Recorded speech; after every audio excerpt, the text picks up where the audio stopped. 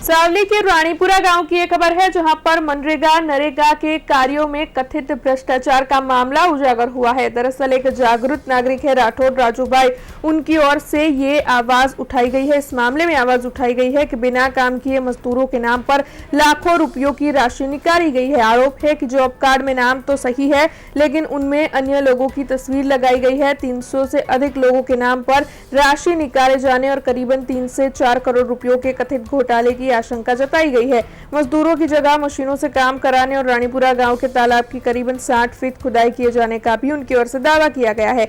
आरोप ये भी है कि तालाब से निकली मिट्टी को बेच दिया गया है। तब पूरे मामले में मनरेगा नरेगा के मास्टर रोल, जॉब कार्ड और भुगतान रिकॉर्ड की जांच की मांग साझा की जा रही है। इस मामले में पीड़ित धर्मेंद्र गोहिल की प्रतिक्रिया भी सामने आई है।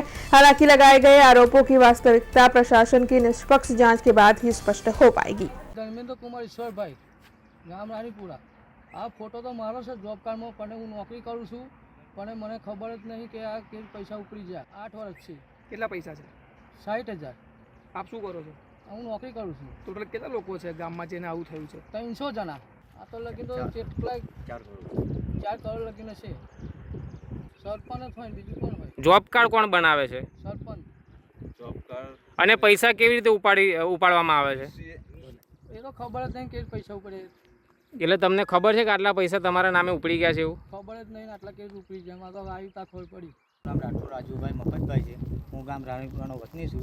અમારા ગામમાં જે ભ્રષ્ટાચાર ચાલી રહ્યો છે મનરેગાનો 300થી વધુ જોબ કાર્ડ છે। તે જોબ કાર્ડ જે ચાલવાના એ કોઈ એ નથી ઇસ્યુ, એ લોકોને મન ફાવે તેમ બોલાડી દીધા છે, મન ફાવે તેવા પૈસા ઉપર લીધા, કોઈને કીધું નહીં કે આટલું છે આવું છે।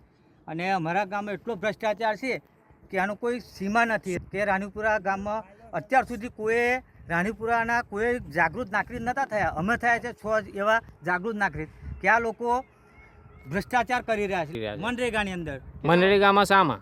આ જે જોબ કાર્ડ છે એ લોકોએ બોલાયા છે। જોબ કાર્ડમાં શું ભ્રષ્ટાચાર કર્યું છે? એ લોકોએ આ જે પાવડા લઈને ઊભા રાખ્યા છે અને ફોટા પાડીને ખોટે ખોટા પૈસા સરકારશ્રીના વસૂલાઈ લીધા છે। આપની શું માંગણી છે? અમારી માગણી એ કે સરકારશ્રીને જે આ પૈસા લીધા છે એ પરત મળે, અને અમારી એવી માગણી છે કે એ લોકોને કાયદેસરની કાર્યવાહી એ લોકો ઉપર થવી જોઈએ। સરકારશ્રીને અમારી નમ્ર વિનંતી, અમારા ગામ વતી અમે નાગરિકો એવું કહેવા માગીએ છીએ કે આ લોકોને સજા થવી જોઈએ। આપની માંગણી સંતોષને શું કરશો? તો અમે આગળ કલેક્ટરને જઈને અમે ત્યાં એ કરશું કે ભાઈ અમને ક્યાં પૂર્વક જવાબ મળ્યો નથી।